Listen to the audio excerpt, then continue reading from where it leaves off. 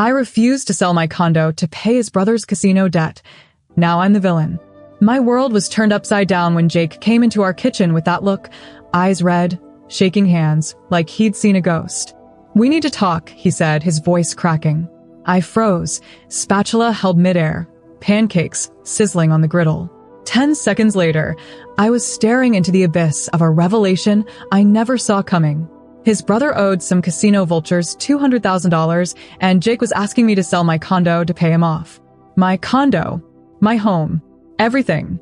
I'm Ellie, 34, a freelance writer who battled out of a terrible childhood and created the life I'm so proud of. That condo? It's not just brick and mortar. It's my sanctuary, created by long days, freelance writing, and dreams I never gave up. But I'm the bad guy in my own love story now because I said no. And the reaction? It's killing me. It was its first day and I was happy. Like, ridiculously happy. Jake and I had been going out 3 years, my cozy Seattle condo with its big windows and sound view being our home. We'd dance to old records in the living room, make breakfast, envision a future. Marriage, kids, the whole thing. He was my anchor, stable, decent, with this goofy laugh that got my heart to skip a beat. But that morning his laughter was absent. "Ellie, it's serious," he said, sitting at the counter, staring at his coffee like it held answers. "Mark's in trouble. Big trouble." Mark, his older brother, was always a mess, charming, irresponsible, the kind of guy who'd risk his last dollar on a slot machine and call it strategy. I'd met him a few times, all smiles and swagger, but I never really bought it. Jake, though? He worshipped Mark. Always had. "What kind of trouble?" I demanded, shutting off the gas. My stomach flipped over, telling me something was amiss. "He owes money. Lots. To men in Vegas. They're not patient." Jake's tone was low, as if he feared the walls had ears. "They're threatening him, Ellie. Seriously threatening him." I sat facing him, my heart pounding. "How much?" He swallowed hard. 200 grand. I laughed. Not because it was funny, but because it was absurd. $200,000? Jake, how does one even manage to get that far? Casinos. Poker. Bad investments. He rubbed through his hair, tugging at the roots. He thought he could get it back, but it snowballed. Now they're threatening if he doesn't pay them by next month they'll... He didn't continue, but his eyes, wide and glassy, told everything. I was sick. "Okay, so what's the plan? Does he have anything to sell? A car? A house?" Jake turned away, his jaw jammed. "He's got nothing. He's been sleeping on friends' couches. Everything's gone." He turned back to regard me, and I knew what he was going to say before he did. "I was thinking your condo." My heart gave a jump. "What?" "We could sell it. It's worth, what, $400,000? We'd be able to pay off the debt, and we could rent for a while, get our bearings." "No." The single word came tough, cutting through the air. "Jake, no. This is my house. I worked hard for this house.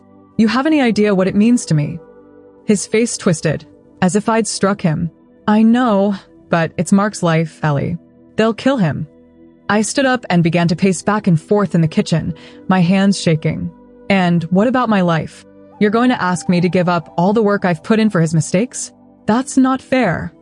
"It's not about fair," he thundered, slamming his hand against the counter. "It's about family." That word, family, hit me like a sledgehammer. I didn't have one. Not really. My mom was an alcoholic who came and went in my life until I was 16, when I got out and never looked back. My dad? Never knew him. That condo was my proof that I didn't need them, that I could build something of substance on my own. And now Jake, the only one who I thought knew that, was requesting that I destroy it on behalf of a brother who had done nothing but take. We fought for hours. Awful. Vicious. The kind of fight that leaves a person drained. I cried. He yelled. We both said things we couldn't take back. He was begging, crying tears down his face by the end. "Ellie, please. He's my brother. If I don't help him, he'll die. Can you live with that?" I wanted to scream. Can you survive with insisting that I leave my home? But I didn't. I stood there, still, my heart breaking. Because I loved Jake. I loved him so much it hurt. But I couldn't. I couldn't sell my condo. The next week was hell. Jake barely talked to me. He'd sleep on the couch, leave early from work, come home late at night. I'd catch him sitting in the corner, staring at his phone, texting Mark, looking worried on his face. I would try to talk to him, to explain that I couldn't do it, but the meetings always ended the same. Him leaving, me crying alone in our bed. And then the first shock, the one that split my heart in two. I found a letter in Jake's jacket pocket, crumpled, tear-smeared. From Mark a year ago. "I'm sorry, little bro." It read, "I know I've messed up, but I'm trying. I swear I'm gonna get straight, get my life together. You're the only one who believes in me." My stomach nodded.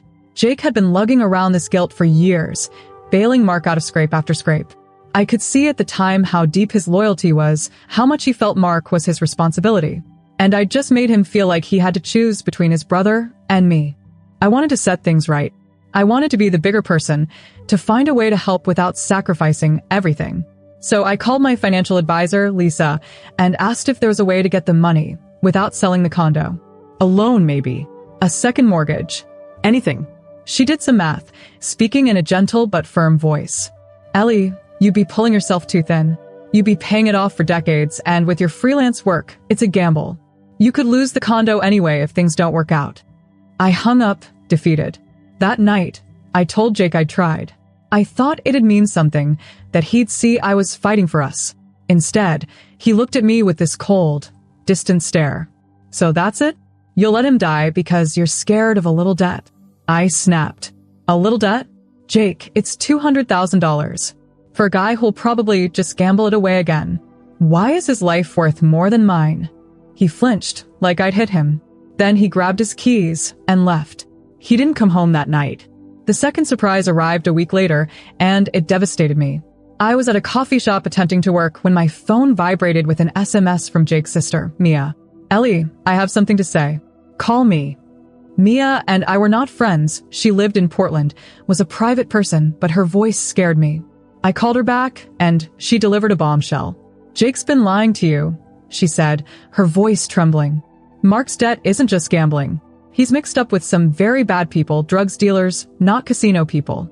Jake's been paying him money for years thinking he's helping, but it's made it worse." I stood there, shocked, as if all the breath had been sucked from the room. "What? Why didn't Jake tell me?" "Because he's ashamed," Mia said. "He thinks he can save Mark, but can't. And now he's dragging you along for the ride. Ellie, I'm truly sorry. I told him not to ask you to sell the condo, but he wouldn't listen." I was left standing there in a daze. Jake hadn't just asked me to save his brother. He'd asked me to bail out a junkie, to risk my life in a black hole of addiction and dishonesty. I felt used, betrayed, as if the man I loved didn't trust me enough to be honest with me. And worse, I felt guilty, because part of me still wanted to help, to make it right, to make Jake see me as he once had.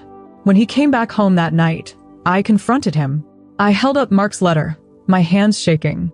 "Why didn't you tell me about the drugs, Jake? Why did I learn about it from Mia?" His face went white. "You talked to Mia?" "Yeah, I did. And she told me everything. You lied to me. You made me think this was all about the gambling, but it's so much more. And you still want me to sell my house." He fell onto the couch, his head buried in his hands.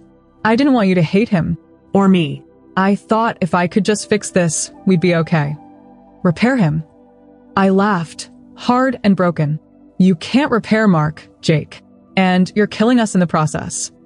He looked up at me, his eyes shining with tears. "I love you, Ellie. But he's my brother. I have to save him." I wanted to scream, shake him, make him see he was taking a sinking ship over me. All I could do was whisper, "I can't keep doing this." The final surprise was a month afterward, and this was the one that broke me open. Jake departed. He said he required some space, that he could not stay in a place that reminded him of our fight. I was by myself in my condo, which was full of him, his coffee cup, our photographs, the couch where we snuggled through storms. I envisioned that I would be glad to be free of him, grasping onto my apartment. But I felt empty. Next came a phone call from Mia. Mark was dead. Not due to the casino debt, not due to the dealers. He'd overdosed, alone in a motel room. Jake had spent some of his own money to settle half of the debt, but it was not enough to stem Mark's fall. Mia was sobbing, crying that Jake was devastated, blaming himself. And me? I was hit in the chest. I hadn't yet sold the condo, but Jake was gone, and Mark remained lost. Was I justified in doing this? Or was I selfish, keeping a home that now felt like a tomb? I did catch up with Jake at Mark's funeral. He was hollow-eyed, not having slept in months. I wanted to hug him, to apologize, but he barely looked at me. "You were right," he said calmly. "It would not have made any difference." He was too far gone. And he turned and disappeared, and I knew we were through. I'm sitting in my condo right now, staring out at the sound, and I'm the villain. Jake's family thinks I'm heartless, that if I'd just sell this place, I could have saved Mark. My friends say that I did the right thing, that I protected myself. But I don't know anymore. I protected my home and lost the love of my life. I protected my past, but I don't know about my future. I spend every night awake, thinking about whether I could have done something differently. Had I sold the condo, would Jake be alive? Would Mark? Or would I be homeless, brokenhearted, and alone? The thing is, I don't know. All I know is that love is not enough to fix everything, and sometimes standing firm is losing anyway.